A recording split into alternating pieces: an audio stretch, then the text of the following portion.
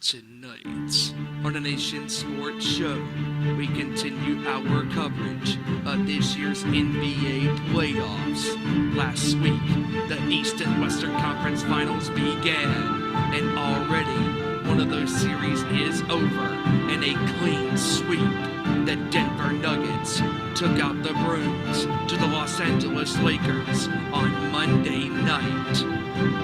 Nikola Jokic and his Nuggets made franchise history as Denver has advanced to their first NBA Finals. They await the winner of the Eastern Conference Finals matchup between the Boston Celtics and the Miami Heat. Jimmy Butler and Miami are currently up 3-0 on Jason Tatum and the Celtics. Can Boston avoid the same fate that was dealt to the Lakers on Monday night? Only one game at a time for the Celtics with their backs against the wall. The margin for error is slim to none. Also, news came down to the NBA on Monday that Carmello Anthony, who played 19 seasons, has announced his retirement from basketball. It's showtime.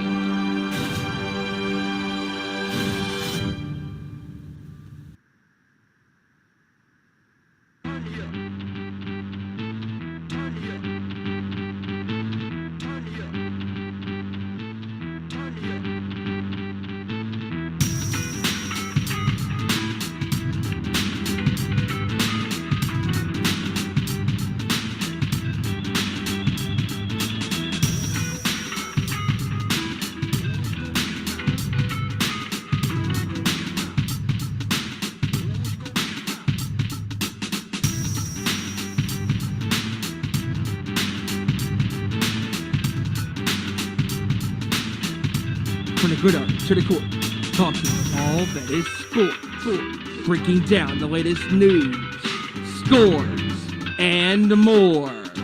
Welcome to our Nation Sports Show.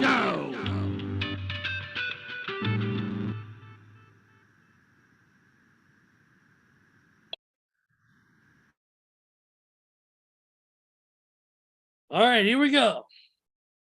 What's up, everybody? We are live, and we are here, and it is a Tuesday. You know what that means.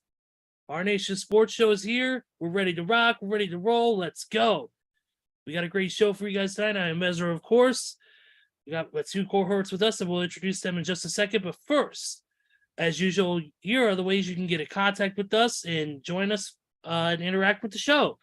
Of course, right here on Twitter at youtube.com/Our Nation Sports Show. You can also hit us up on twitter.com at ON_sports show, facebook.com/Our Nation Sports Show, and instagram.com/Our Nation Sports Show. Don't forget to also follow our sister group, The Nation's Corner, of course, hosted by, of course, Mogrovi and Mike, of course, hosted by Front Row, Deb Housen, Tony Justice, and of course the other casting characters that go on the show periodically every once in a while. And definitely got a good interview. We'd like to thank Christy Bell last week for an amazing interview on their show. What a great interview that was about our anti-bullying campaign. Don't forget, this week definitely going to be some talk, especially after maybe some reports from Tony Justice about CCW and Baltimore Select Fest. Definitely some stuff going on there. Check them out. 7 p.m. Eastern, 4 p.m. Pacific on Saturday. Also, don't forget to follow my crew at Too Sweet Cosplay. We'd love to thank anybody who was listening to the show. We came out to Anime Central in Chicago for the photo shoot. We thank you guys for doing that. We'll let you know when our next appearance is. We don't have a ETA on that, but when we get information, we will let you know. All right, enough chilling and promoting things, which is what I usually do. I'm a big ass. I'm like the Bucks. I try to sell you everything. But I'm here right here. We're here, and let's get it going. Let's get it rocking. And who else can we start with but the man himself who joins us this week? And that is our good buddy, Joey JT Thornton. What's up, buddy? Hey, what's going on, everybody? Hope everybody's having an amazing Tuesday. And yeah, I had a little technical issue right when the show was about to begin, but it's all fixed. I'm here now, ready to talk some sports. So let's go. Oh, yeah. And then, of course, we can't do it without the matriarch, or patriarch of this damn show. Without him, the show would not exist, as I always say.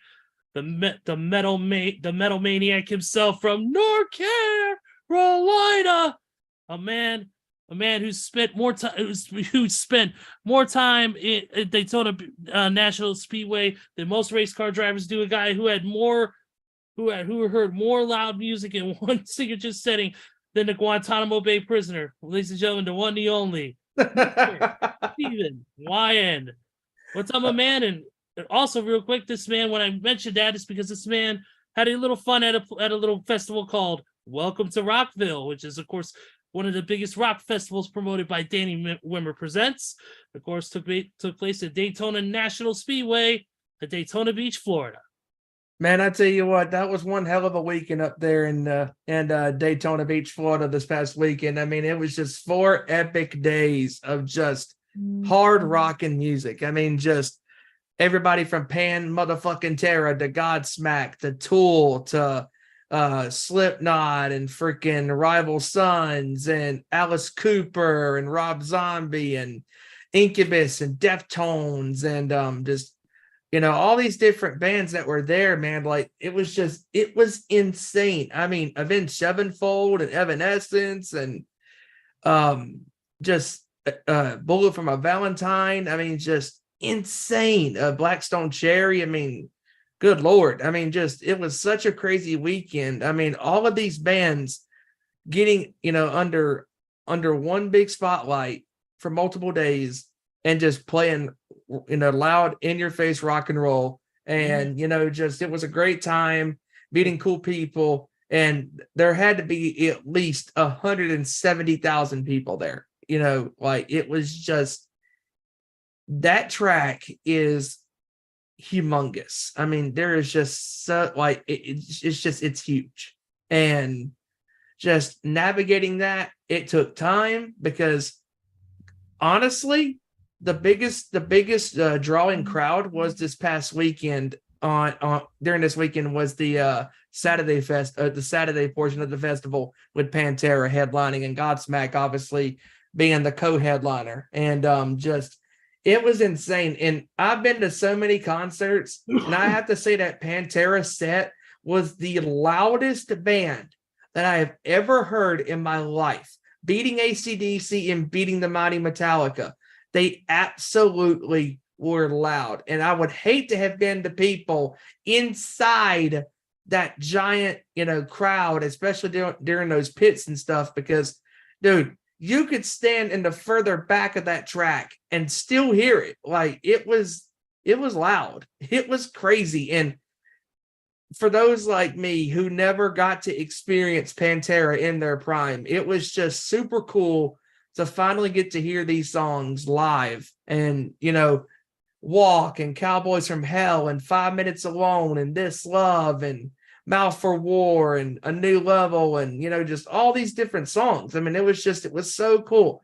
And just, if you can handle walking, if you can handle a big time festival, I would recommend one of these festivals. I mean, Danny Wimmer Presents and his team primarily put on the same bands at each of these festivals, but it was just super cool, you know, to be able, you know, to go to this again. And obviously last year was a disaster with the weather, but luckily this year only had one slight weather delay, and that was Thursday for about an hour and change, which wasn't so bad. But the weather looked grim, you know, but the weather, you know, the system, you know, turned around, and, you know, when the storms went the opposite way. And so glad. And, you know, not to mention, you know, Tool and, you know, Deftones and Incubus. I mean, all those bands. I mean, just, it was crazy. I mean, just so many bands to check out. And looking forward to going another one of these into sometime future.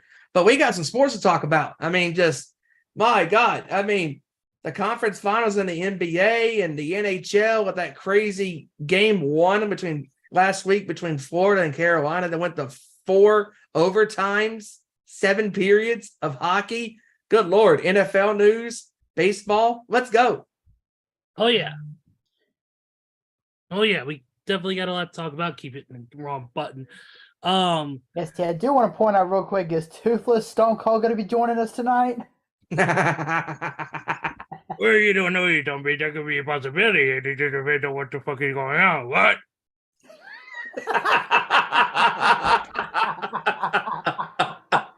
You had to make me do it right off the bat. You just had to.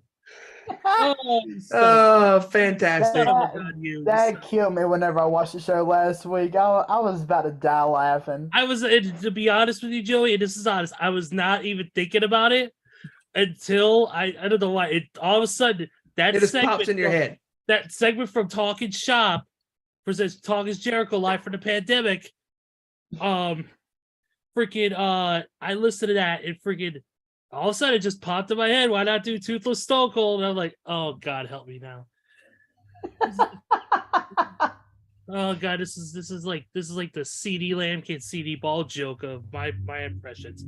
But anyways, we got a lot to talk about. And, you know, Steven said the NBA. Let's get right into it. But as far as NBA goes, we are going to talk about the classic sweep, and it was incredible. But we got to talk about the biggest news out of all this, and that is that after 19 seasons, Carmello Anthony has announced his retirement.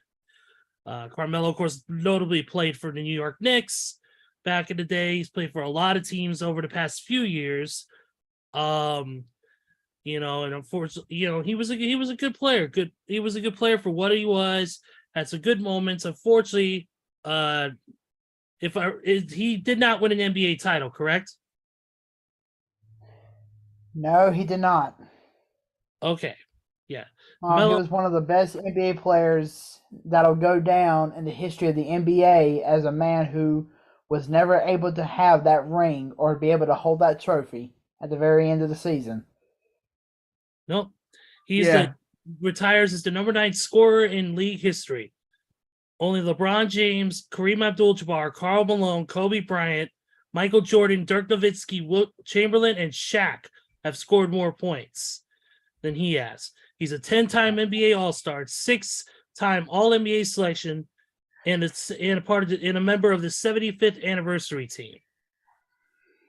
Melo is one of the greatest wing players to play basketball. I mean, just the way he was such a dominant scorer at times, especially his days with Denver and New York. I mean, just the way he could score in bunches and he could get in those hot streaks, and just when he would turn it on, there was no turning him off, and Carmelo is just one of those guys that, yes, unfortunately he didn't win a championship, but his numbers, his consistency when he was on point, and he was one of the best, to play this game, and I mean it's absolutely remarkable how he was one of the few players that came out of that class of 2003, that high star class of 2003, to not even win a championship.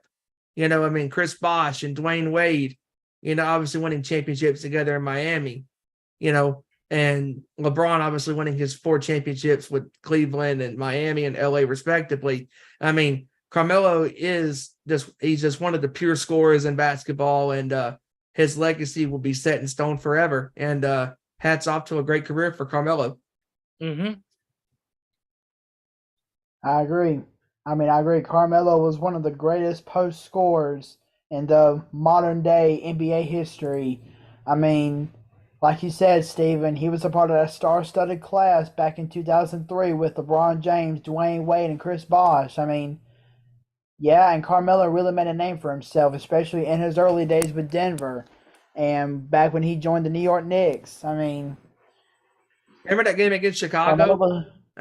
Carmelo, I think it was on Mother's Day, I believe. That was an epic performance by Carmelo. I mean, just or it was either Mother's Day or Easter Sunday, either one. It was just dominating, and the game-winning shot. I mean, Carmelo, like, the biggest problem with Melo is he was inconsistent at times, and also as well, like, the stiff competition that Carmelo faced. I mean, just you do got a point there. Kobe and the Lakers and Tim Duncan, Tony Parker, Manu Ginobili, and the Spurs in San Antonio, and obviously Dirk and Dallas. I mean, just I mean, It's shoot, obviously even Steve Nash in Phoenix with Amari Stoudemire. Yeah. even the early Blake Griffin when he and DeAndre Jordan were killing it in LA for the Clippers. Hmm. I mean, his best chance to win a championship, flew by the wayside, but that's the problem with a lot of fans today is they look at you going, what have you done for me lately? When Carmello doesn't need to be looked at that because people need to understand that not every great player in football, basketball, baseball, hockey, you name it, has that ring next to their name. And Carmello, unfortunately, is one of those players that never won a championship. He came close to a championship in 2009 with that Nuggets team, but they faced the great Kobe Bryant and the Los Angeles Lakers, and just, Carmelo, had his moment, and he had his moments in his career, and he had those epic 50-point games and 60 points in Madison Square Garden. I mean, just unbelievable. I mean, just he is an all-time great, but he's one of the all-time greats to never win a championship alongside, Karl Malone and John Stockton. Absolutely, and you got to think the way that Carmelo Anthony just left behind a legacy as being one of the greatest players to never win an NBA championship kind of reminds me of back in the 1980s, early 90s when Dan Marino was the quarterback of the Miami Dolphins. He was one of the best quarterbacks in NFL history, but yet he never won a championship. That's right. All the competition that he faced, with Buffalo and Cincinnati and, all those teams in the AFC and, just, it happens. It happens to the best of them. Cleveland and Denver back when they had Bernie Kosar and John Elway. Right. That's right. So, great career for Carmelo. And I think he's going to have a job, as an analyst, or he might he definitely will. He might be working for TNT. Who knows? Because if Vince Carter, I'd like to see him go to ESPN and replace Kendrick Perkins. Oh yes, absolutely. Go to ESPN, Carmelo. I'm about to see Ben Simmons go to ESPN and No way. Not by a long shot. No. You would rather hear Kendrick Perkins' bad taste over Ben Simmons? Excuse me, as much as that dude is the biggest walking pile of trash to ever walled into an NBA court, that motherfucker would be a better analyst than Kendrick Perkins would be on any given Sunday. Well, I mean, you got a point there. Well, I'd rather, but at least Ben Simmons would be probably honest with he's not honest with himself, but he's at least honest, right? Honest on everything else. Yeah, you got a point Kendrick there. Perkins, unlike Kendrick Perkins, who's been living in the same fucking Twilight Zone the past few years now. Oh, jeez. But anyways, now that I got that out of the way, thank you very much for saying that, Joey. Let's get right into what we got. Let's get right into the biggest news of them all. And obviously, Carmelo, great career and all. Hopefully you do something good. Stay away from the strip clubs like James Harden. Whatever. Yeah, don't be a jack, and please don't hold a gun up on Instagram Live. But let's get right into it. Let's talk about the greatest day in the history of mankind, and that is the Lakers are out of the NBA Finals. I'm kidding. I'm kidding. In all retrospect, I am kidding. It was the Lakers, though. They did get swept by the Denver Nuggets, and what was absolute dominance all the way up until Game 4. Game 4 was a back and forth matchup that proved to be probably the most entertaining game out of all of them. I mean, they were up by as much as 15 at one point in the game, and then unfortunately the Denver Nuggets came back, but then LeBron took it over. Davis took it over. LeBron with, I believe, was over 40 points for the evening. He had a decent outing by his standards, but overall it was a very competitive game. Both teams put their heart out, but in the end, Denver just had more gas at the end and sealed it up. And now Denver Nuggets are moving on to the NBA Finals for the first time in their 40-plus year franchise history. So definitely, I want to get you guys' opinions on that. Congrats to Denver on making history, and now they await their opponents, which that game will be starting here in just about 7 minutes. And of course, we'll talk about that game after we get done with this analysis of this one. So let's start with you, Joey. Your thoughts on this series and the sweep overall. Okay, so here's my analysis. As I was watching the show last week, you guys were previewing the Western Conference Finals, and Kevin was bringing up some points about how this Denver Nuggets team could really be something because nobody, I mean, even going into the playoffs, nobody was really giving Denver much of a chance. Nobody was. I mean, everybody was looking at Denver as the weakest number 1 seed in Western Conference playoff history. And I'm not going to lie, I was one of them. I wasn't really giving Denver much of a chance. I really wasn't. But breezing through the first 2 rounds, I was like, okay, maybe Denver might be onto something here. Because the players were stepping up. Jamal Murray was having banger after banger with his performances. 2-time MVP Nikola Jokic was making strides and making plays whenever he needed to. And I was like, okay, I mean, going into this Western Conference Finals, this Denver team might actually be something serious this time. And one comment that I made last week as I was watching the show, watching the replay, I was like, you guys were talking about back in the Mickey Mouse bubble when the Lakers were playing the Nuggets in the Western Conference Finals that year. The one thing I said to myself, I said, well, this Denver Nuggets team that played in 2020, this team this year is far better than that bubble team back in 2020.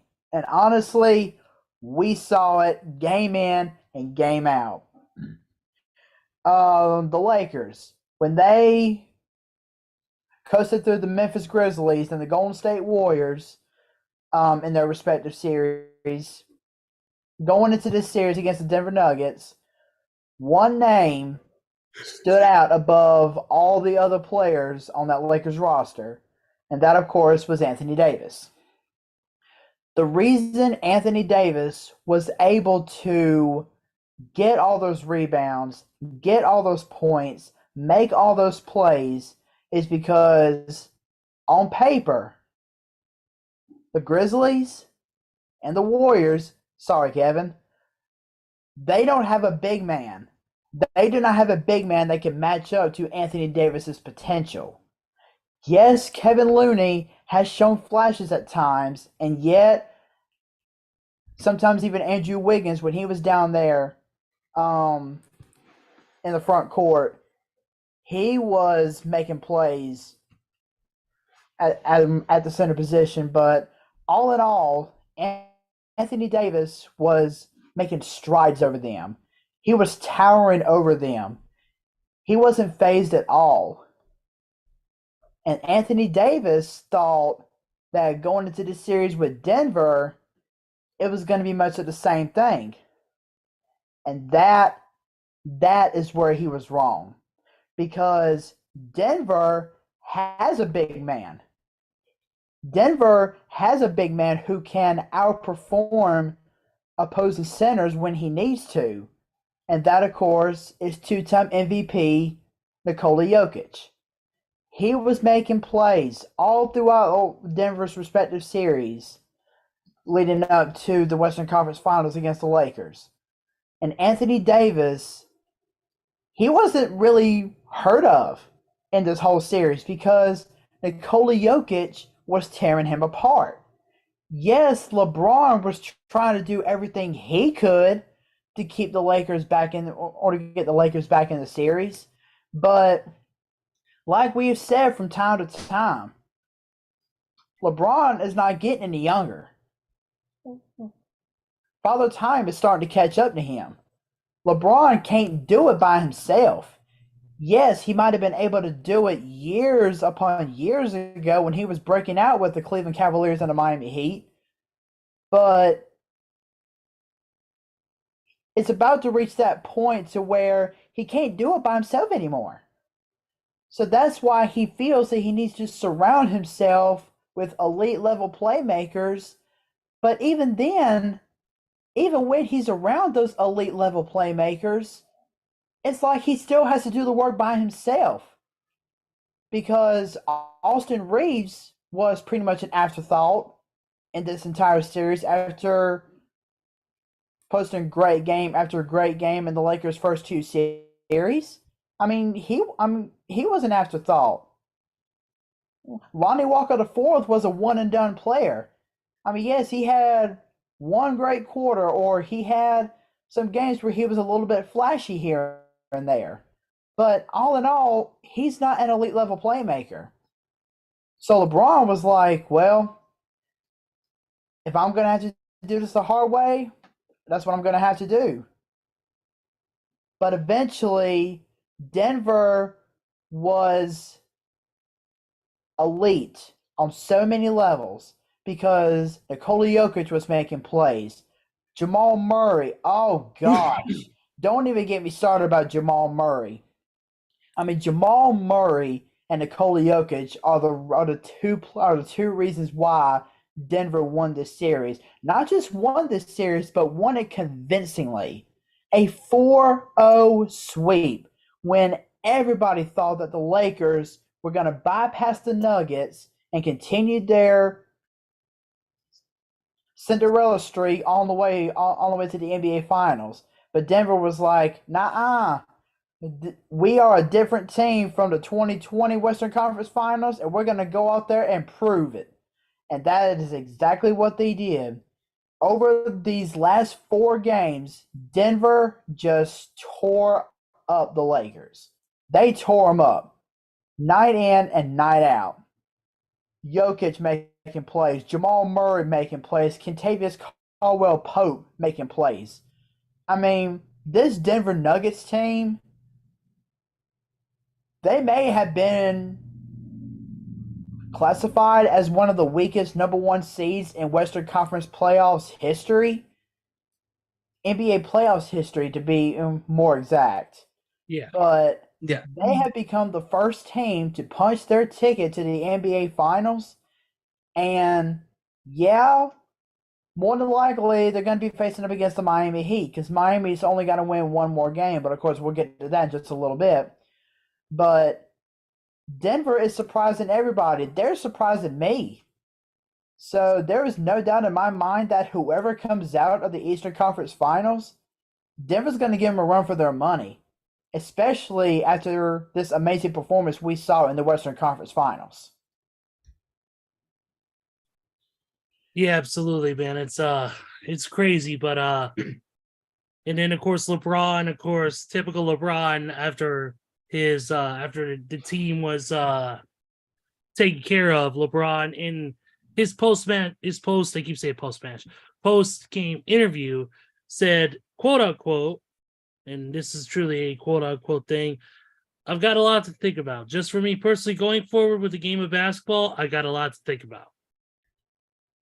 And see, and honestly, last night might have been the last time we see LeBron in a Lakers uniform. Heck, even in an NBA uniform. Because I remember LeBron saying years ago that he wanted to play at least 1 to 2 seasons with his son, Bronny. But at that time, everybody thought that Bronny was going to forego college like LeBron did and go straight to the NBA.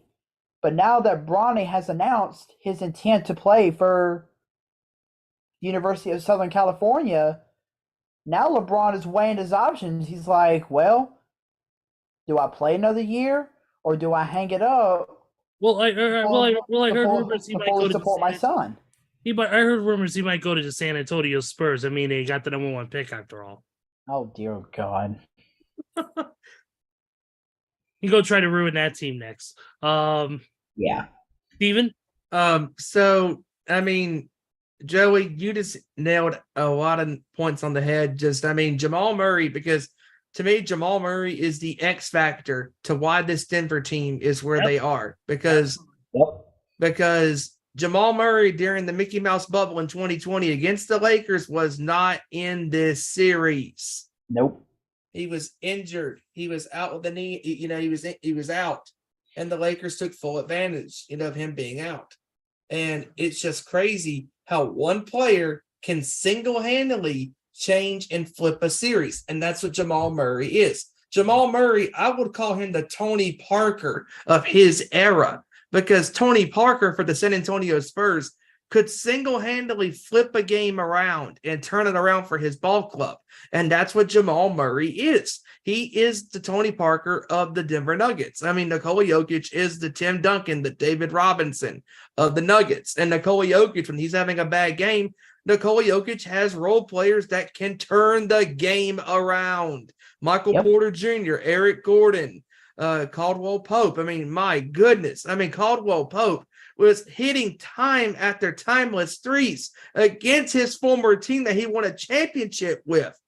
So Caldwell Pope has the experience winning a championship, and he knows the Lakers schemes that they run. So he can exploit that, and that's what he did. And even Eric Gordon has, experiences playing against LeBron and the Lakers and all that stuff, and just this Denver team, this is the San Antonio Spurs of this era. Nobody's talking about them. Nobody is giving them respect. And I think it's about time that the analysts out there, the so-called experts, the analysts in the world of basketball, need to put the respect on this organization, because we could very well be talking about another Denver team winning a championship, and this time in the sport of basketball.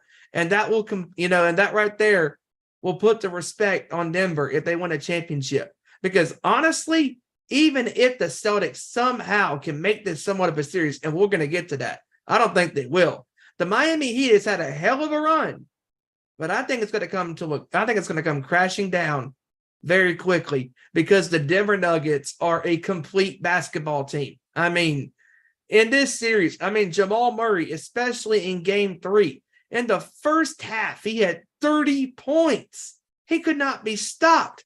He was, as the commentator says in NBA Jam, he's on fire. And that's what Jamal Murray was in Game 3. He was hitting 3 after 3, mid-range jumper at the mid-range J, getting into the paint, getting to the free throw line, scoring in all facets of basketball, and just getting the job done. And he scored 7 points there afterwards, but the damage was complete. And the scary part about this Denver team, Jokic was in foul trouble, in Game 3, had 9 points through 3 quarters and all that. And he didn't even have a typical 2-time MVP game that Jokic is known to have. But his role players, when they needed him the most, they stepped up and they made timely baskets. When the Lakers got back in this game, Caldwell Pope, bang, 3. Michael Porter Jr., 3, boom, bang. Eric Gordon, 3, bang. Even his sidekick, Jamal Murray, making timeless baskets. This Denver team is no joke. This is a juggernaut team that nobody is talking about, because even when the Lakers were down 0-2 to Denver, everybody was like, oh, I think the Lakers are going to win. I think the Lakers are going to win. Put some respect on Denver. This team is going under the radar, and they're not even being talked about. And I got to give Nikola Jokic, for a lot of credit. This is a young man who has been through all the ups and downs with this Denver team. He's stuck by this team, unlike LeBron with his Cavaliers in the years past.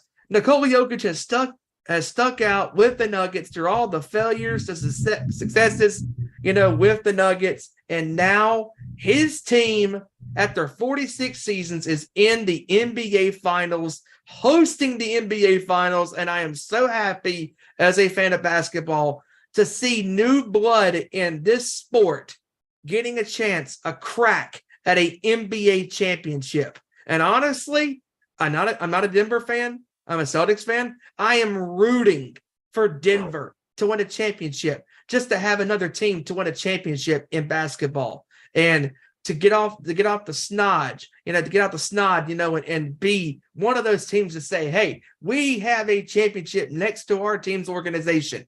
And as far as LeBron and Anthony Davis goes in this series, Joey, you're spot on, dude, because LeBron and AD were the only main reasons why this Lakers team even had a chance of breath, of breathing life. And the role players, corralled around them, Jamarcus, Russell, what's his first name? I'm drawing a blank. But anyways, Russell was hitting those. D'Angelo. Thank you, D'Angelo Russell. And, obviously Walker the Fourth. I mean, Walker the Fourth came in out of nowhere and was hitting these shots against Golden State, and D'Angelo Russell, for LA was playing pretty well, and Austin Reeves, and these guys, they were playing pretty good. They were hitting, they were inconsistent at times. And D'Angelo especially was a no-show because Russell there in this series lost his shot. And I don't know what happened. I don't know what happened to Walker the Fourth. Can somebody find him, please? Hello, he's missing. Hello, he's missing. He's a missing person. Amber alert. But Lonnie Walker the Fourth was nowhere to be found. And Austin Reeves wasn't as consistent. D'Angelo Russell lost his shot, and just all the role players for the Lakers, they couldn't get it going, and they couldn't hit their buckets. And Thompson was on an island against Murray and stuff. I mean, it's insane how one team, exploited their schemes, and they just couldn't find their shot, and LeBron was getting tired, and Anthony Davis, he was getting tired. And, and LeBron last night in game 4, he had a great first half, and he did end up scoring 40 points, but good gosh, he was tired by the end of the game. And that's why he missed the layup. That's why his shot was blocked by Eric Gordon, because LeBron didn't have enough strength to get that ball over the rim because his legs were tired. Only sitting for 4 seconds? Come on, dude. I mean, you got to get your role players in the role of the game, the flow of the game. If the role players aren't seeing hardly any action, they're not going to be able to get in the rhythm for their shots. And LeBron James played, almost all the entire game except for 4 seconds. And this is why the Lakers are where they are out of the playoffs, because LeBron and AD had to carry this team to the playoffs, especially mainly to the play-in tournament. And Joey, you're spot on as well with your take, because they took on a Grizzly team that was, they were a team that was young, and they were just prima donnas and drama kings and acting like drama queens and stuff like that. And John Morant waving that gun again on Instagram Live, and Golden State was outnumbered and outsized. Well, Denver has more size than the Lakers do. And Denver has better role players and better coaching. And it's crazy, because I said it on Facebook the other day on Kevin's post about this game. And I said, this reminds me of when the LeBron's Cavaliers back in 2007 took on Greg Popovich and the San Antonio Spurs, because Popovich out-coached Mike Brown and that Cavaliers team in the NBA Finals en route to a 4-game sweep. And LeBron was, again, undersized and undermanned. And LeBron, he was younger back then, but not even the great young LeBron James can do it all, and he was 22, 23, something like that. And he just couldn't do it all by himself. That's why it's a team, T-E-A-M, team. There's no I in team. And the Denver Nuggets absolutely managed their players at the right times, and they believed in each other. Because when Jokic was struggling through the first 3 quarters of game 3, Jamal Murray and everybody else corralled around their star MVP player, and they said, "We got you, brother." And they did. And they took the Lakers into that 3-0 hole. And then last night, it was not surprising that Denver came back down by 15. I mean, because LeBron was doing all the work, and LeBron's shot was missing, at times, because he was getting tired early on. And can we just talk about that 3-pointer that Jokic hit last night? at the shot clock. Yeah. Oh, Dude, yes. Dude, defender in his face, shot clock at the very end, and was still able to get that shot off and nail it. I mean, that was a cold-blooded killer instinct 3. I mean, the crowd at the Crypto.com arena was left in a gasp. They were just like, wow, like, how did he hit that? That is what great players, oh, lucky shot, lucky shot. No, that's just great players doing great things. And I mean, just Jokic last night was back to his normal MVP, stuff, and he had a triple-double again. And that's what Jokic does. He is the Giannis Antetokounmpo of the center position. He's not your typical center. This big fella can score. He can pass the ball like a point guard, like a shooting guard, even like a point forward, and he can also rebound the basketball like a typical center will. And I am so happy for this young man and for this team. And I'm so happy that Jamal Murray got sweet revenge on LeBron, Anthony Davis, and the Lakers after that Mickey Mouse bubble conference finals with no home court destination was taking place, and just Pepsi, the Pepsi Center is gonna be rocking and rolling next week when the NBA finals get going, because man, we could be looking at another team, that this could, I'm not saying they're going to be a dynasty, because that's to be determined. But this Denver team, if they win this championship, and more than likely they will because they're that good, Denver is going to be here for a long time coming, because these brothers are a pack of wolves, a pack of dogs, if you will, and they are sticking together. And these role players know their role, and they play their roles very well. They got timely shooters that can spread the floor, because they're spreading in this series against LA was just no questions asked. It was just incredible. I mean, just all the room that they operated under, and just getting open at, after ball screening picks and stuff like that. And even when Jokic was getting double teamed, the open man was there, and he was dishing these passes, crisp passes again by a big man, and just picking him, slicing and dicing this Lakers team, because their defense, let's be honest, again, it's not that good, because Golden State and Memphis were just undersized, and Denver has the much bigger team. And it's not surprising that Denver won this series, but it is a little surprising that they beat these guys in relative pretty easy fashion. I mean, now granted, game 4 was close, and game 3 was close up until the end when Denver, won by 6 to 9 points. But still, I mean, game 4 could have gone either way, and game 3 could have gone either way. But it just goes to show you that this Denver team had more, hunger and determination to get revenge on these Lakers from 3 years ago. And I've always said this, and we've all said this, you have to experience failure to reach the promised land. Well, Denver is already now 4 wins away from their first NBA championship in franchise history, and I hope they get it. So again, congratulations to the Western Conference Finals champions, the Denver Nuggets, and the top seed in the Western Conference for a reason. Put some respect on them NBA analysts and so-called experts. Looking at you, Kendrick Perkins. Eat your words, dude. Yes, sir.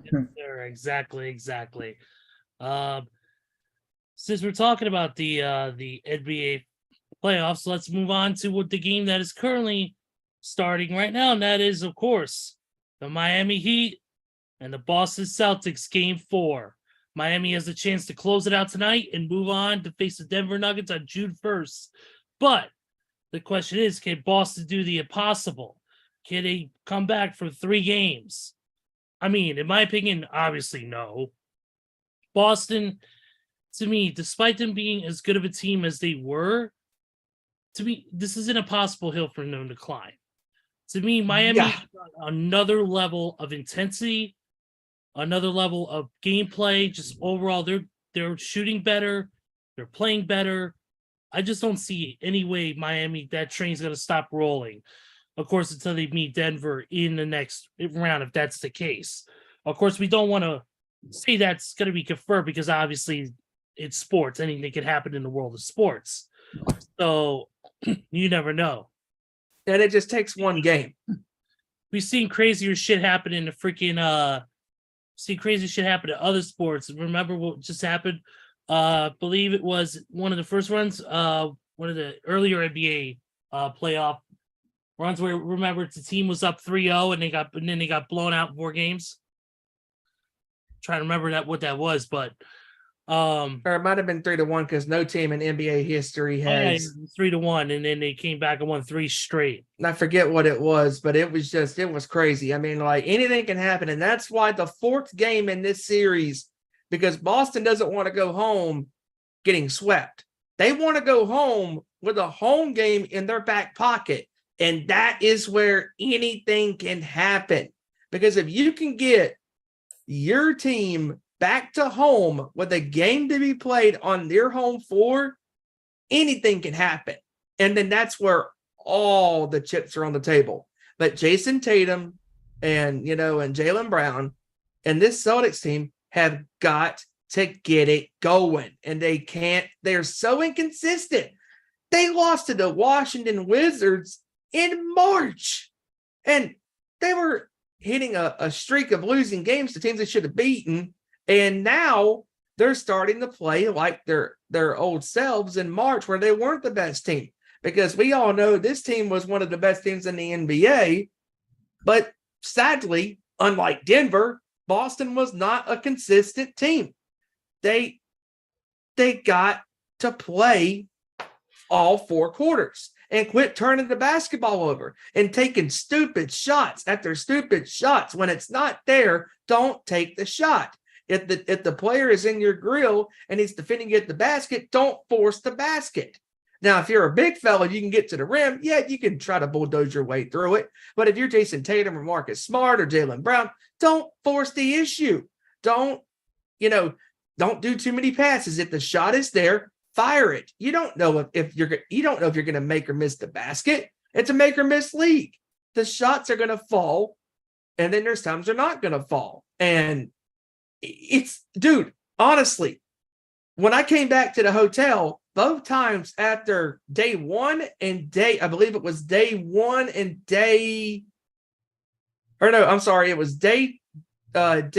and day 3 of this series. Or no, Day 2, day 4. Yes, thank you. Day 2 and day 4, and seeing these scores. And game 1 was pretty close, but Miami just pulled away. Game 2, again, it was pretty close, and then Miami just pulled away. But in game 3, you figured that the Celtics were going to make adjustments, but they got their asses whooped. 128-102. I mean, it was no contest. And the Celtics look lifeless. And if you're going to make this somewhat of a series, you got to get one tonight. One game at a time. I said it in the intro. One game at a time. And the margin for error for this Celtics squad is slim to none. The turnovers, not making shots. I mean, this is just ugly. Like, this is not good basketball, being played by the Celtics. And it's just, this team is starting to look like that team that faced Golden State in the finals last year, when they were turning the ball over and making stupid turnovers and making stupid shot selections. I mean, this is an 8 seed playing like a 2 seed, and the Celtics are playing like an 8 seed or a 7 seed. It's absolutely crazy that Jimmy Butler, not only that, but not to mention, again, need I say more, Williams acting like a complete buffoon, getting into Jimmy Butler's face, talking trash. Don't poke the bear. And you poke the bear, and Jimmy gets buckets. Butler is doing what he does, scoring on you and laughing in your face. And honestly, laughing at your team en route to another NBA Finals appearance. Because it's not going to surprise me if Miami wins this series in 4. But if I'm the Celtics tonight, you got to get game 4 to have somewhat of a fighter's chance at getting back in this series. Because if they keep turning the ball over and not making their shots and Tatum, being inconsistent, and Brown being inconsistent, and Horford, for the love of God, not showing up. If all those players show up, if Brogdon shows up, if Horford shows up, you got to show up. If you don't, you're gonna, dude. It's looking like a clean sweep again for the Miami Heat against the Celtics, like Denver did to LA last night. It wouldn't surprise me. Oh, Joey, you're on mute. Probably 8. You're on mute, bud. By the way, that's the best you've ever sounded. Go ahead, Joey. Yeah, Steven, you hit a lot of great points there, man. I mean, Boston has looked absolutely weak in this series. I mean, this Boston team that we saw in the Eastern Conference semis against Philly, I mean, it's almost like Philly, even though they lost this series, it's like they sucked all the playmaking and all the energy out of Boston like they were sucking juice through a straw. I mean, Jason Tatum, after that explosion of a Game 7 where he scored 51 points in that thrilling Game 7 win over Philly, has looked absolutely putrid, absolutely horrible, absolutely weak. He can't hit a basket to save his life. He keeps turning the ball over. Jaylen Brown is not that much better. Neither is Al Horford. Grant Williams is too busy getting in Jimmy Butler's face, trying to seem like a tough guy instead of trying to help his team to win. I mean, I don't know what's going on with this Boston team. I really don't. This team has been so weak in these 3 games here in the Eastern Conference Finals that it would not surprise me if Miami closes it out tonight. It will not surprise me at all. Because even though the Heat have been without Tyler Hero and Victor Oladipo for most of this postseason, not only is Jimmy Butler standing up, but you got players such as Bam Adebayo, Max Strus, Duncan Robinson, a bunch of no names except for maybe Bam Adebayo, but Martin. The Heat have these no-name players who have been virtual unheard of throughout the regular season, stepping up here in the playoffs.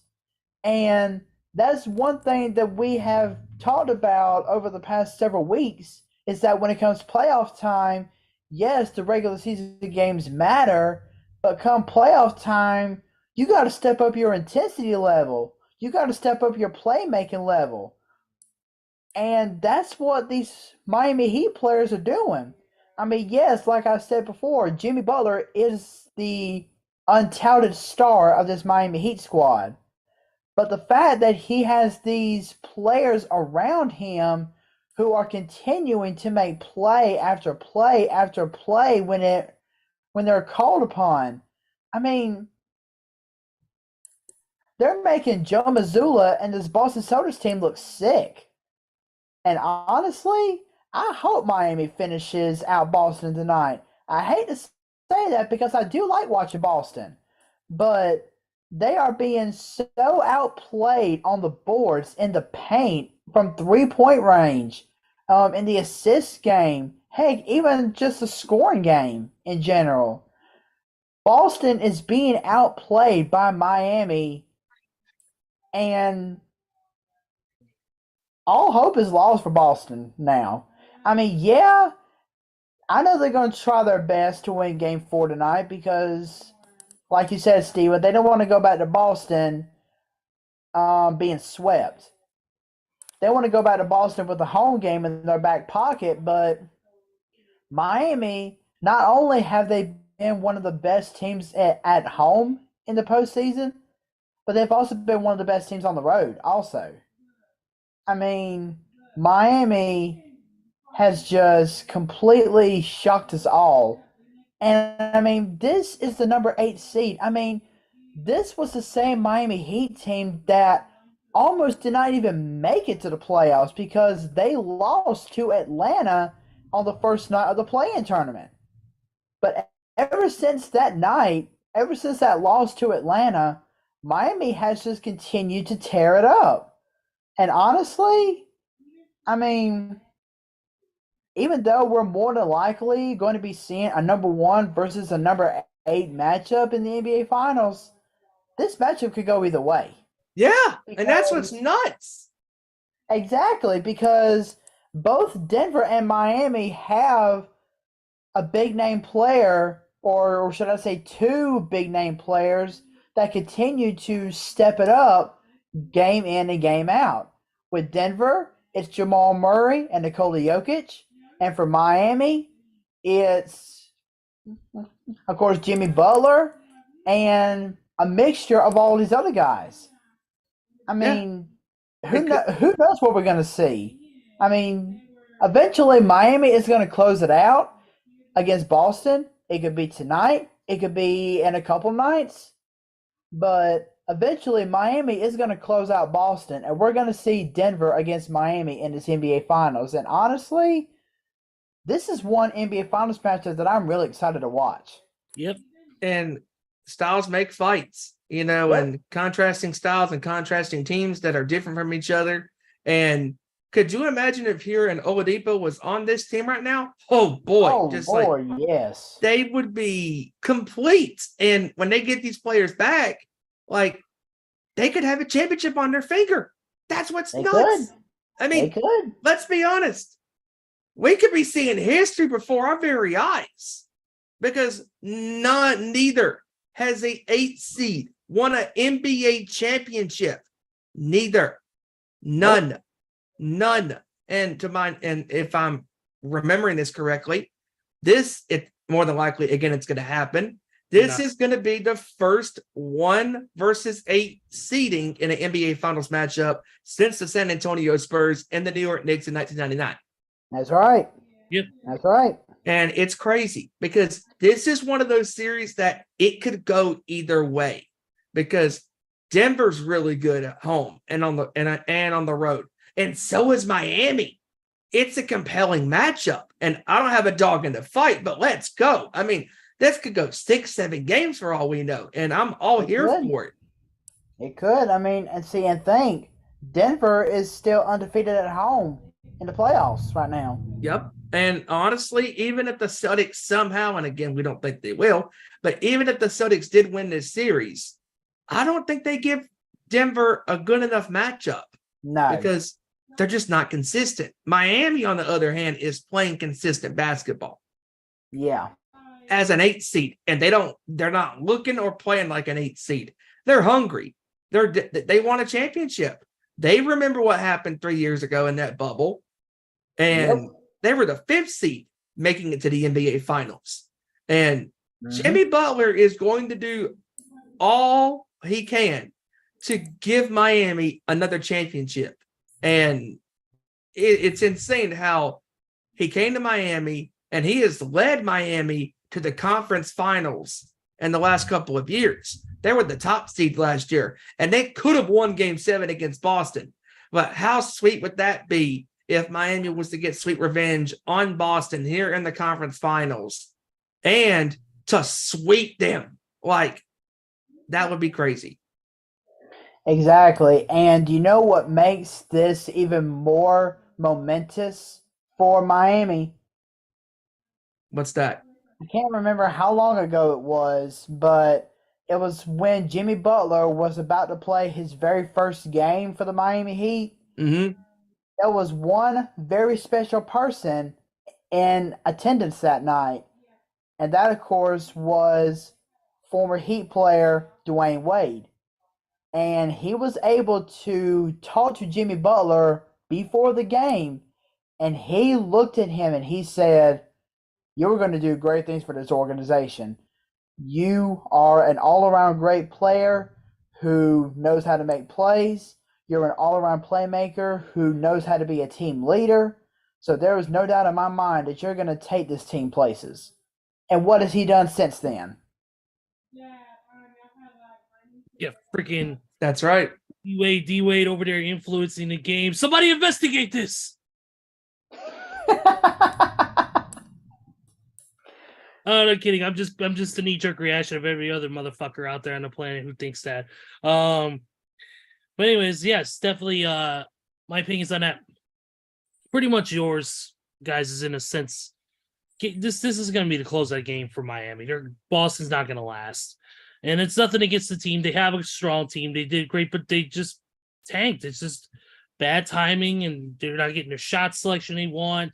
They're just it's a team that, despite having the role players they do, and despite having the great starters that they do, it's a totally different team.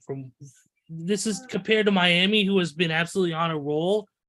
But the key to Miami's success is the rest of the team has to step up. They cannot let Jimmy do what he did, or what LeBron did in this game, where he bagged 31 points and then just tired out. Those other players have got to make sure that they give Jimmy ample time to rest and not show up. They do that, Miami will win this game single-handedly by probably more than 20. I could see that happening. But yeah, that's pretty much all my thoughts for the NBA playoffs as far as that concerned. But it should be interesting to see who ends up going, how the NBA finals match up. And of course, the first game is June 1st. So keep an eye on your local listings for more Thursday night. Yep, as it becomes available. So definitely check it out when you get the opportunity. Other news in the wonderful world of the NBA, if my freaking website will load up because it's being a pain in the ass. Right here, as usual. Here it is. It says right here, Steph Curry won the 2022-2023 Social Justice Award, which is an award given to an NBA player for pursuing social justice and upholding the NBA's values of equality, respect, and inclusion. Nice. So, yep. And the LA Lakers Denver Game 3 is the most watched conference finals game in 12 years. Wow. Yep. So it was up by 13% on it. Yeah, from last year's Eastern Conference Finals. So a little ratings jump for there. We're gonna go ahead. Let's get into. I just saw something on the on ESPN on their pages actually, and I know we usually don't talk about this. I wanted to get this out real quick before we move on to our other sports. And it's a big thing for the world of boxing, and that is that welterweight champions Terrence Crawford and Earl Spence Jr. have agreed to an undisputed title fight July 29th at Las Vegas T-Mobile Arena. That's gonna be one hell of a fight. Oh, absolutely. Hijacker will be happy about that one because, of course, Hijacker's a big boxing buff on the show as he always is. NFL news. Let's get right into it.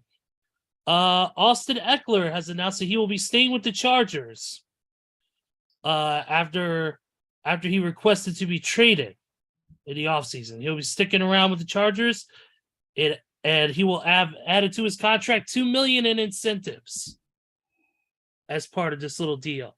He will be an unrestricted free agent this coming season. Once again, though, he got paid, so he's staying. Yeah, I would love to have the fucking money these people make. Tell me about it. I wouldn't mind making $500,000 just sitting on a bench. Yeah, pay for a house. Let's see. Here's something that we talked about. We talked about in the pre-show, and that is that quarterback for the San Francisco 49ers, Brock Purdy, according to a report, is on track to start throwing as soon as game 1. They said according to this next week. Yeah. Yep.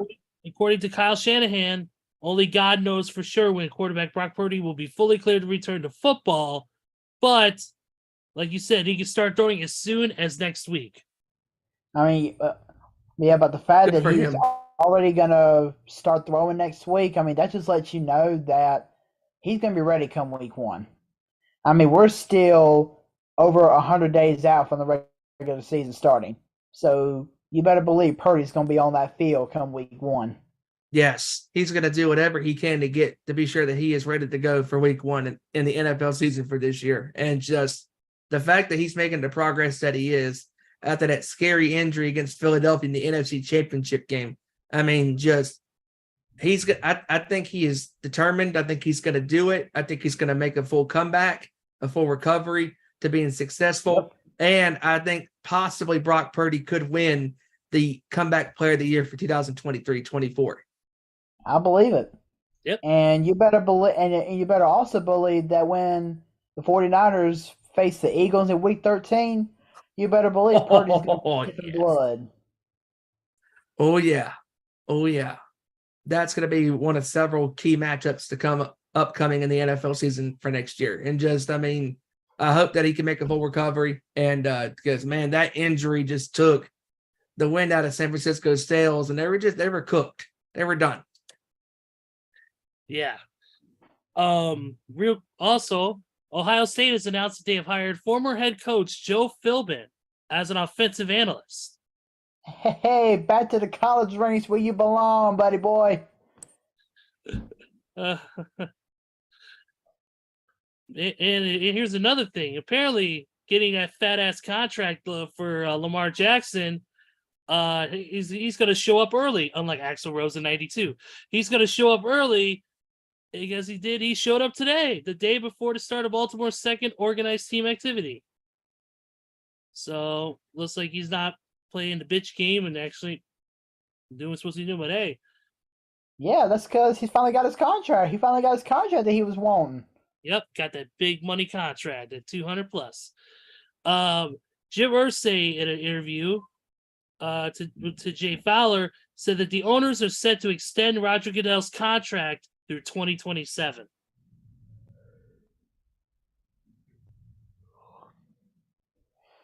I mean, honestly, I think that's a good choice. I mean, yeah, Roger Goodell's made some questionable rules. He's made some questionable decisions. And he's definitely, well, I wouldn't say he's nowhere near the Paul Tagliabue level, but he's getting pretty close, I would say. But Roger Goodell is still a great commissioner. So, I mean, you can't really deny what the man's done. He is the Vince McMahon of NFL, minus all the sexual lawsuits. Yeah. Hey, Toothless Stone Cold, what do you think of him? What do you think of Goodell being the Vince McMahon of NFL? I think that there is some bitches it truly is Vince McMahon, but unlike Vince McMahon, I ain't gonna whoop his ass and just stun him right in the middle of the ring. You know what I tell you what?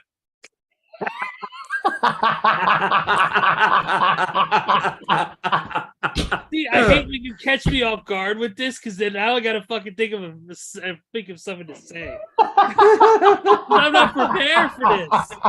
This isn't like where I play the sound effects, the dummy. Do it live. Dun, dun, dun. You know, I play that shit. That shit's on cue. This stuff I actually thank you. You're welcome. Yeah, you're welcome. Well, I'll deal with you later. Seahawks Pro Bowl cornerback Tariq Woolen, a 2022 fifth-round pick who tied the league lead in interceptions during his rookie year, underwent arthroscopic knee surgery and is expected to silence him until training camp.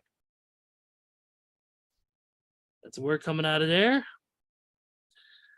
Let's see what else. Real quick. Of course, kind of slow, of course, because obviously we're still in the off season, but still some moves to be made. Oh, here we go. here's some remember those awards that I talked about a few months back, about a month or so back. Those awards for like analysts and stuff like that. The like the sports Emmys thing going on. Lisa Salters of ESPN won the Outstanding Personality Reporter Award. College Game Day Live won the Outstanding Short Feature. Let's see. Which, I mean, you can't go wrong. They had a show on. You can't go wrong with a show that had Pat McAfee on it. Oh, dude. Yeah, absolutely, man. And congratulations to Peyton Manning, who won the Sports Emmy for Outstanding Personality and Event Analyst. Of course, for the Peyton. Gee, I wonder why. Of course, for the Peyton Eli Manning cast. Yes. Yep. Let's see. Here we go. Congrats also to Ryan Clark for Outstanding Personality Studio Analyst as well.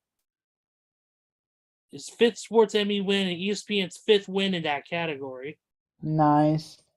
And Mike Breen won for Outstanding Personality Play-by-Play. Bang! Nice. I love Mike Breen. He's such a great commentator for the NBA. Yeah, brings a lot of energy to every show that he's a part of. Oh, how can we forget about this news? And Randy Gyron right now is absolutely breaking everything inside of his house. Yes! That is the news that Tom Brady has put in and is officially approved to be an owner of the Las Vegas Raiders.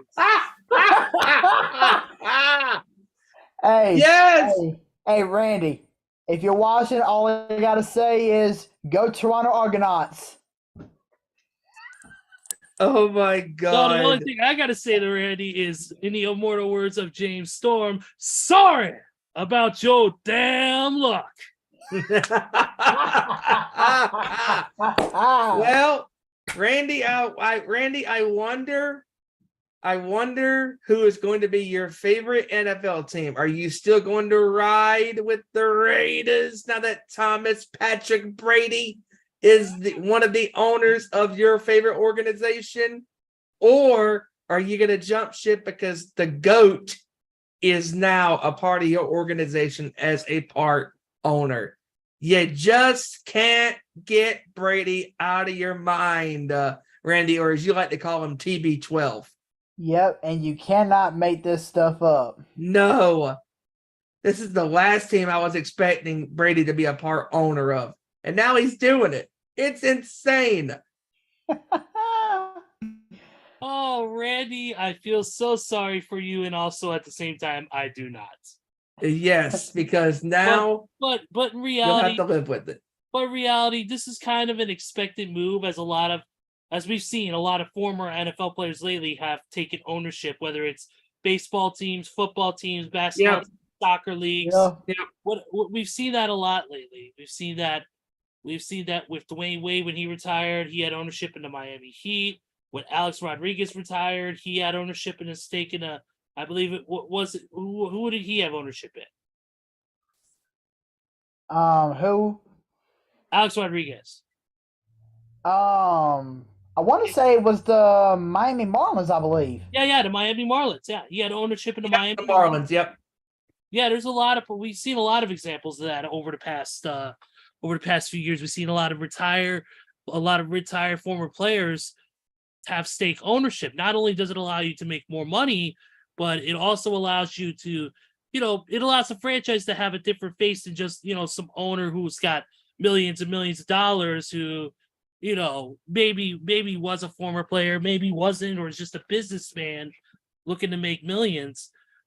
But in this case, you actually have an authentic sports athlete, a retiree, somebody who maybe knows the game a little bit, like Tom Brady, for instance. As much as we give Tom Brady crap, and as much as Randy does too, and I know he doesn't like it for obvious reasons, obviously because of all the cheating stuff and all that, which is understandable.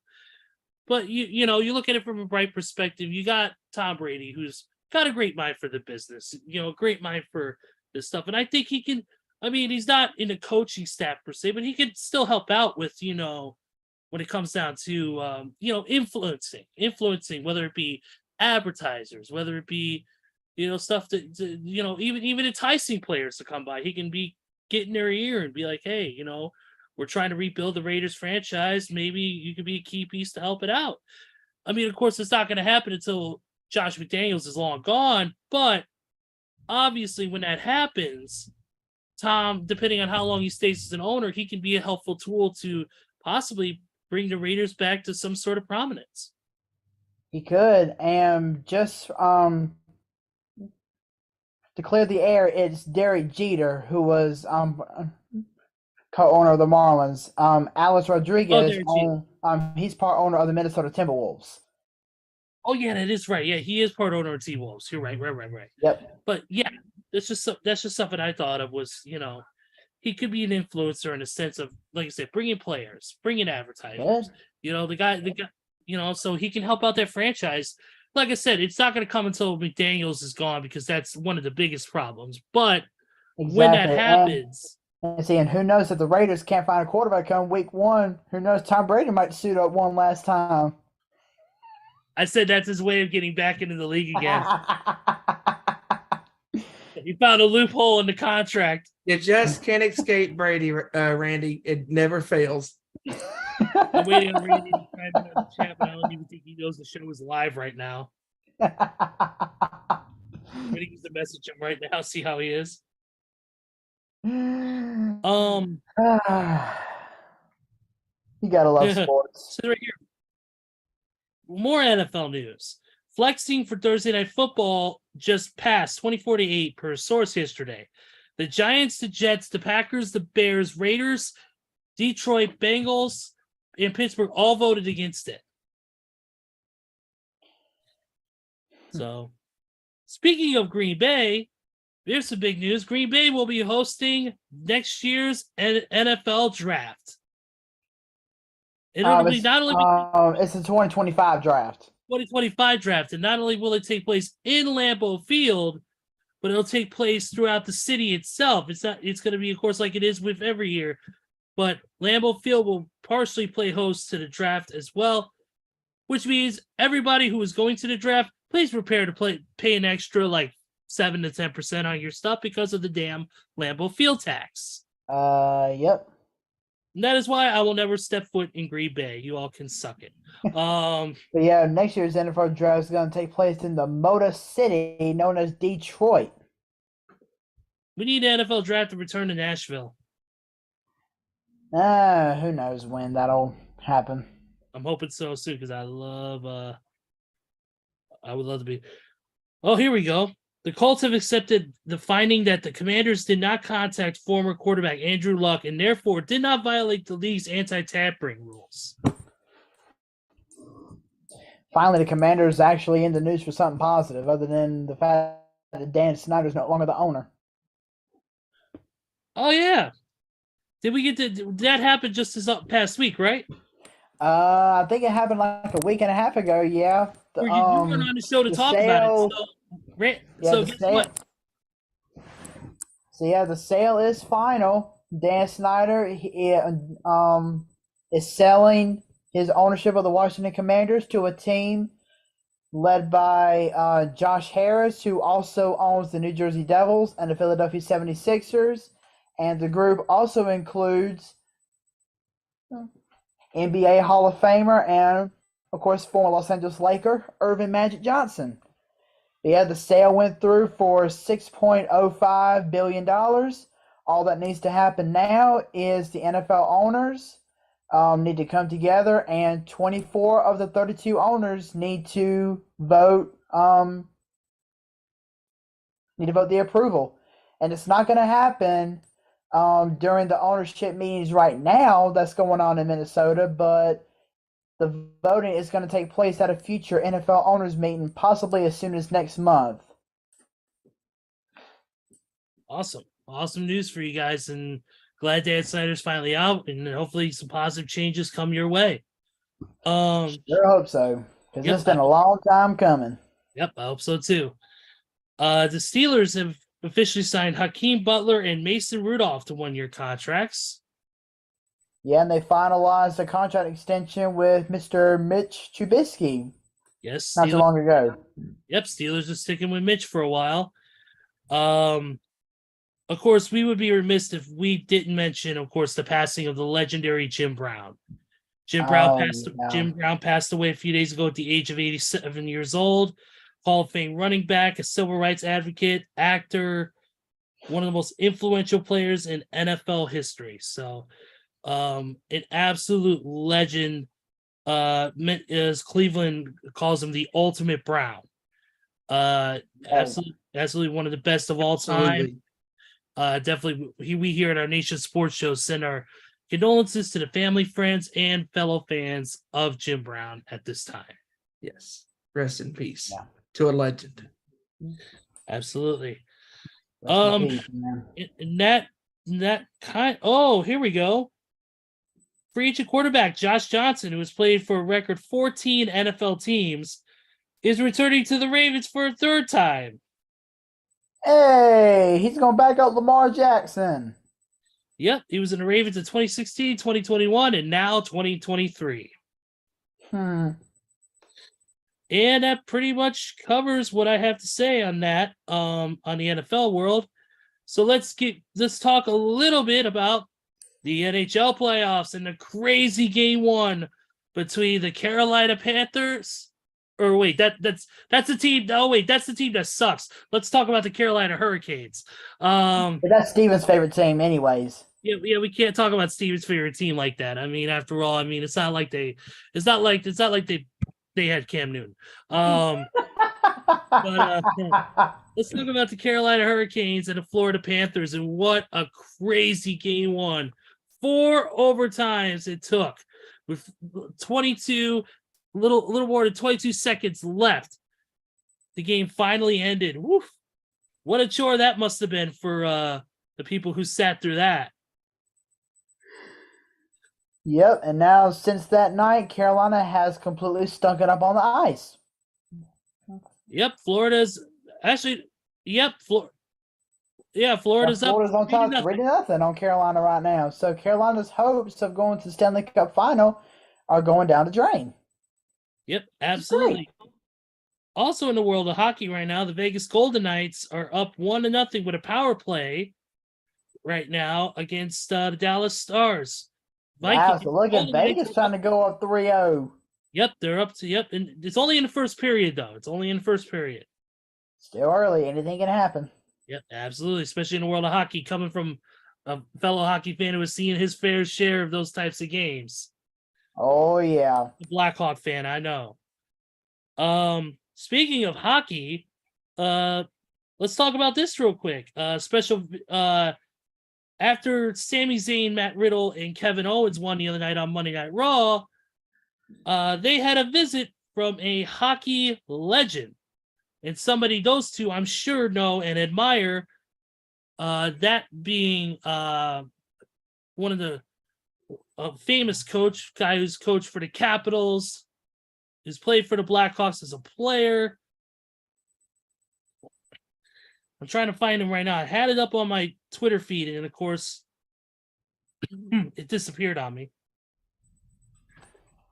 But yeah, this I believe his name is Bruce Boudreau. I believe his name is. Sounds about right. Yeah. Bruce Boudreau, who is a former, like I said, he's a former head coach for the Washington Capitals, the Anaheim Ducks. That's it. 20 seasons. He he's coached and played, and was, he came in and gave KO and Sammy some advice heading into their, of course, the the Night of Champions event coming up this weekend with the undisputed tag belts on the line against Roman and Solo. So it was pretty cool to see a little NHL representation on the show, and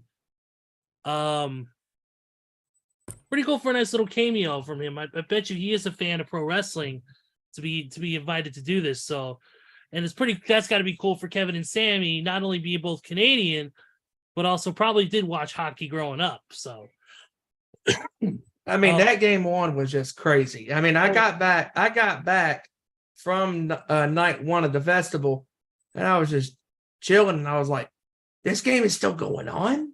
I was like, this is nuts. I mean, just it went on till about 2 a.m. I mean, I'm like, wow, like that was crazy. I mean, and gotta give credit to Florida. I mean, just like the Heat, the Florida Panthers have just been on this roller coaster of a hot streak, and they are just firing on all cylinders, and they could close it out. Yep, they could. Yeah, they could. And they're an 8 seed. Yes, they are. Yes, they are. I mean, they took Boston out, so they were like, "Why should we stop and take a Boston out? Let's take everybody out and go to the Stanley Cup final." Yeah, Absolutely. you never know. Yep. Let's see. Let's talk a little Major League Baseball now, gents. And well, I really don't have much to talk about, obviously, because my teams are terrible. But I digress. Joey, let's talk about your Atlanta Braves. Where are they at standing wise, and how do you feel about the team's progress so far? Well, I am definitely impressed. I mean, Atlanta has continued to maintain their amazing rank above the National League. I mean, they're still in first place in the National League East. We got a tough series going on right now against the team that took Freddie Freeman away from us. That, of course, being the LA Dodgers, who I am sad to say are beating my Braves right now 4-1 in the top of the fourth. But yeah, I'm really impressed with this Atlanta Braves team. I mean, yeah, they've shown flashes here and there, and they have had times to where they could have been a lot better when it comes on the field, but all in all, this Braves team is just really impressing me right now. I mean, they still have, as of right now, the best record in the entire National League. 29 wins, 18 losses, barely beating the 30-19 Dodgers by 0.005%. As far as record-wise in the National League, in the entire National League, 4.5 game lead over the Mets.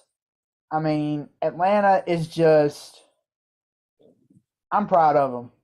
I really am. I think they're going to go far this year, and everybody has been so hopeful that the Mets, after getting Max Scherzer, Justin Verlander, and all those amazing players that the Mets were able to get, everybody thought that the Mets were going to be able to steamroll over the National League East. But Atlanta's like, I don't think so. This is our division.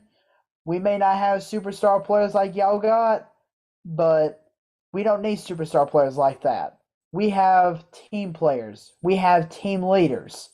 And they're going to go out and prove to all you guys that the National League East is Atlanta's division and not anybody else's.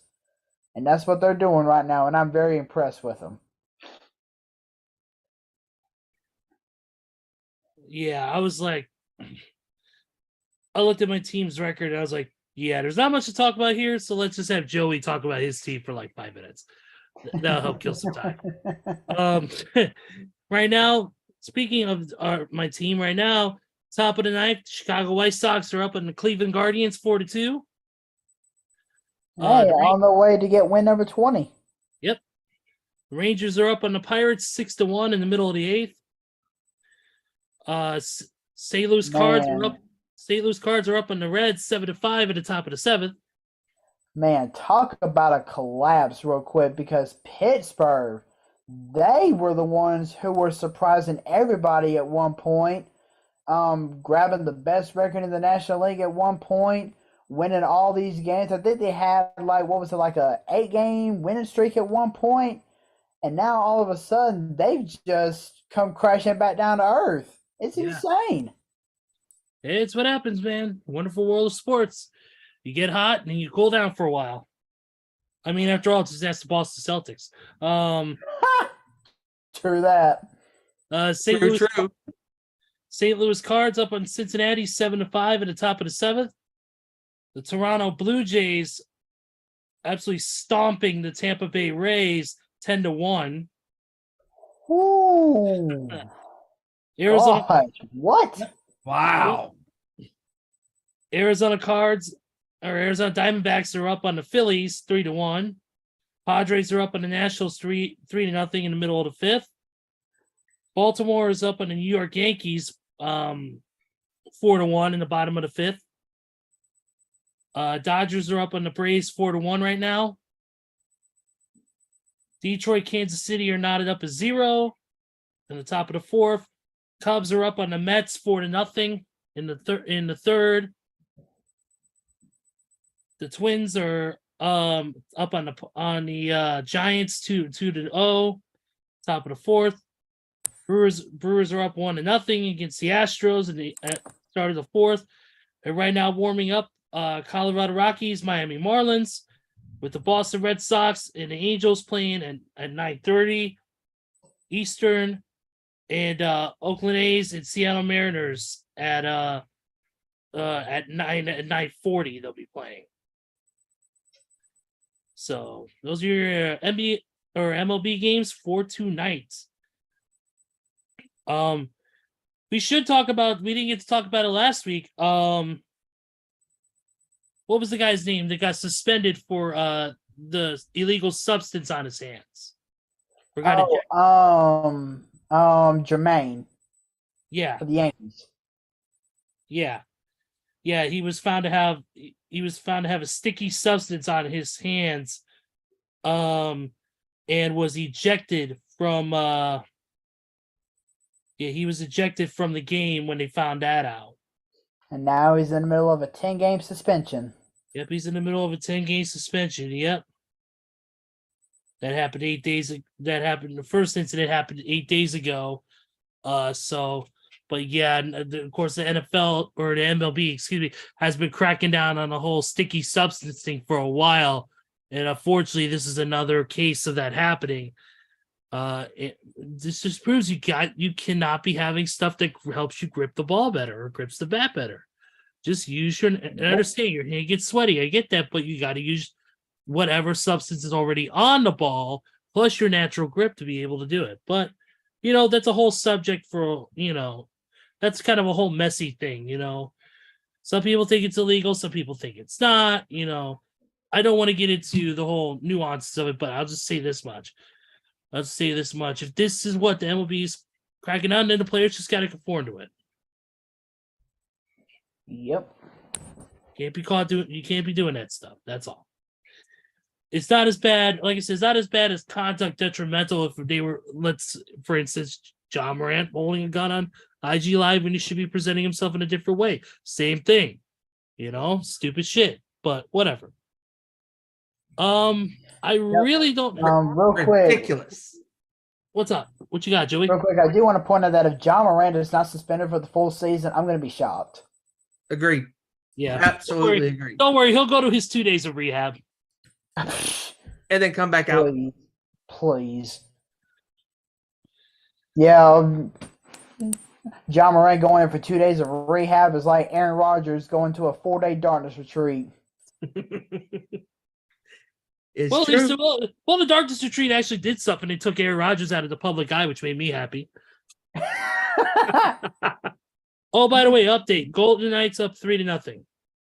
What? Wow. Yep. Dang, it was just 1-0, not even 10 minutes ago. Yep. Damn. Wow.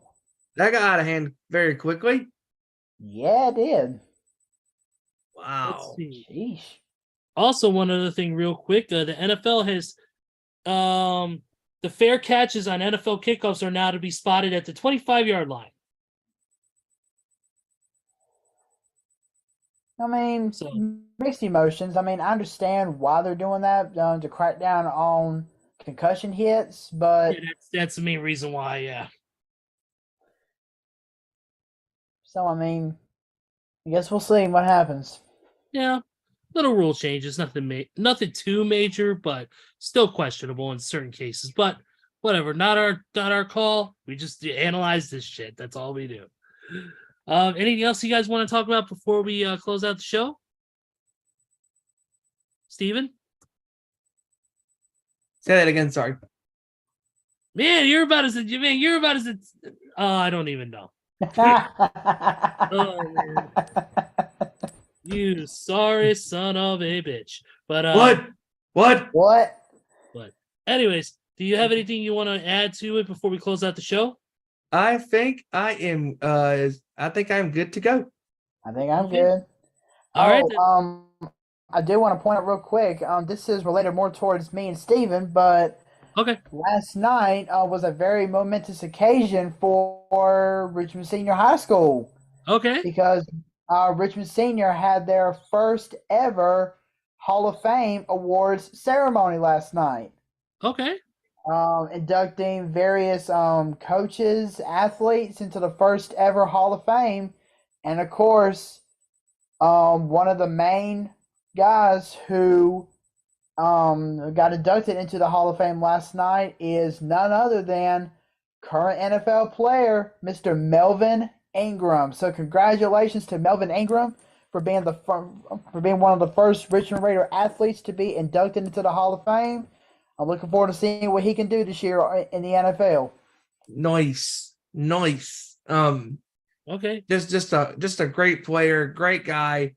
He plays hard no matter what team he's been on and stuff. And just he's gonna do great things.